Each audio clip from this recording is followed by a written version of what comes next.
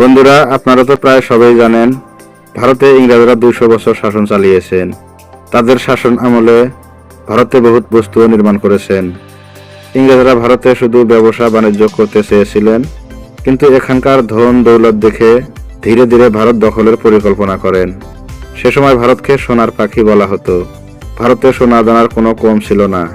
ইংরেজরা যেভাবেই হোক ভারতে নিজের আধিপত্য বিস্তার করেন। ইংরেজরা ভারত থেকে অসংখ্য অর্থ লুটপাট করে ব্রিটেনে পাঠিয়ে দিতেন, কিন্তু সময়ের সাথে সাথে একদিন ইংরেজকে ভারত থেকে যেতে হয়েছিল। কিন্তু ওদের বানানো জিনিসগুলো আজও আমরা ব্যবহার করে যাচ্ছি।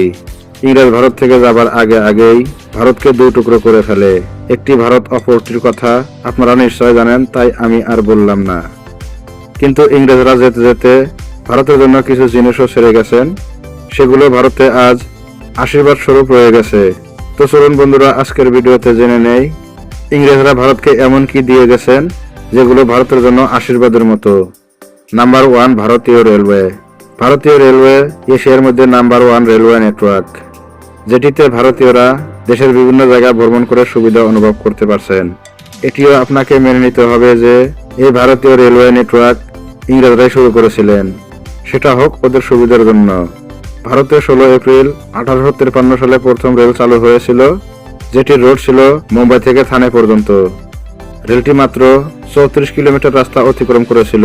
আপনি জানলে আশ্চর্য হবেন যে আজও ভারতে একটি রেল এবং রেল রোড রয়েছে, যার মালিকানা হক ব্রিটিশ কোম্পানির কাছে। রেল রোডটি ভারত সরকার ব্যবহার করার কারণে প্রত্যেক বছর 1,20,00,000 টাকা ব্রিটেনের একটি কোম্পানিকে দিতে হয়। রেল রোডটি মহারাষ্ট্রের আমরাবতী থেকে মুর্তজাপুর পর্যন্ত অবস্থিত। Number 2, Indian army. Indian army ব্রিটিশরাই বানিয়েছিলেন। ভারতে ইংরেজরা আসার আগে ভারতে যত রাজা মহারাজা ছিলেন ওদের নিজের নিজের সৈন্য থাকতো। তাই ব্রিটিশ ভারতে আসার পর 1805 সালে ইন্ডিয়ান আর্মি আর ব্রিটিশ আর্মি তৈরি করেন। ইন্ডিয়ান আর্মি আর ব্রিটিশ আর্মি একসময় প্রথম বিশ্বযুদ্ধে এবং দ্বিতীয় বিশ্বযুদ্ধে অংশগ্রহণ করেছিলেন। সেই যুদ্ধে ইংরেজদের 90,000 সৈনিক মারা গিয়েছিল। এদের স্মৃতি স্মরণে ইন্ডিয়া গেট বানান ব্রিটিশ সরকার। Number 3, cricket. ক্রিকেট খেলা তো আমরা কম বেশি সবাই পছন্দ করি। এই খেলার প্রচলন ভারতে প্রথম ইংরেজরাই শুরু করেছিল, কিন্তু তখন ক্রিকেট খেলা শুধু সময় কাটানোর জন্য খেলানো হতো। যখন ভারত এবং পাকিস্তান কোনো ম্যাচ খেলে তখন আমরা খেলা দেখার জন্য প্রচন্ড আগ্রহী হই। আপনি জানলে আশ্চর্য হবেন যে এই ক্রিকেট খেলা প্রথম ভারতে ইংরেজরাই শুরু করেছিলেন। 1752 সালের আগে ভারতে কোনো ক্রিকেট ক্লাব ছিল না। প্রথম ক্রিকেট ক্লাব কলকাতার হিডেন গার্ডেনে বানানো হয়েছিল, যেখানে ভারতীয়দের প্রবেশ নিষিদ্ধ ছিল। এর 5 বছর পর মুম্বাইতে ক্রিকেট ক্লাব বানানো হয়, সেখানে ভারতীয়রা প্রথম ব্যাট ধরেন। নাম্বার 4, গাড়ি চালানোর নিয়ম। গাড়ি রাস্তার বাম পাশ দিয়ে চালানোর নিয়ম ইংরেজদের শাসন আমলে হয়েছে। আমাদের ভারত সহ পৃথিবীর প্রায় 90% দেশেই গাড়ি রাস্তার বাম পাশ দিয়ে চালানো হয়। এছাড়াও ইংরেজরা ভারতের কিছু পুরানো নিয়মও ভেঙে দিয়েছেন, যেমন কোনো মহিলার স্বামী বা মহিলা মারা গেলে মহিলাটিকেও স্বামীর সঙ্গে জ্বালিয়ে দেওয়া হতো। এমনকি কারো স্ত্রী বা স্বামী মারা গেলেও তার সাথে কোনো মেয়েকে বিয়ে দেওয়া হতো না, এবং পুরুষ দ্বিতীয় বিয়ে করতে পারত না।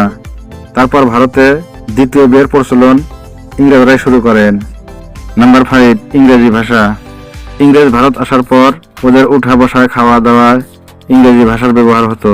শুরুতে ইংরেজরা ভারতের লোকদের সাথে কথা বলার জন্য লোকাল ভাষা শিখেছিল, কিন্তু যখন ইস্ট ইন্ডিয়া কোম্পানি ভারতে রাজত্ব করা শুরু করেন তখন ওরা ভাবলো ভারতে শাসন করতে হলে ইংরেজি ভাষার প্রচলন শুরু করতে হবে, নইলে ভারতীয়দের উপরে সংবিধান চালু করা অসুবিধা হবে।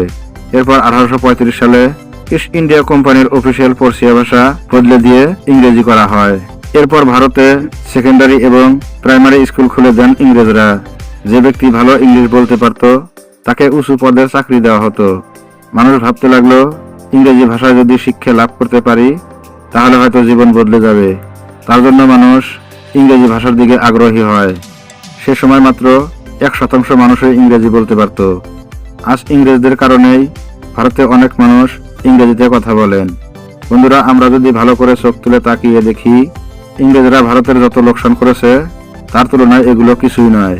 বন্ধুরা, শেষে একটি কথাই বলবো, ভিডিওটি যদি ভালো লেগে থাকে লাইক, শেয়ার, কমেন্ট করতে ভুলবেন না। আর আপনি যদি আমাদের চ্যানেলে নতুন হয়ে থাকেন চ্যানেলটিকে অবশ্যই সাবস্ক্রাইব করে আমাদের পাশেই থাকবেন। আবার দেখা হবে অন্য কোনো ভিডিও নিয়ে। ভালো থাকবেন, সুস্থ থাকবেন।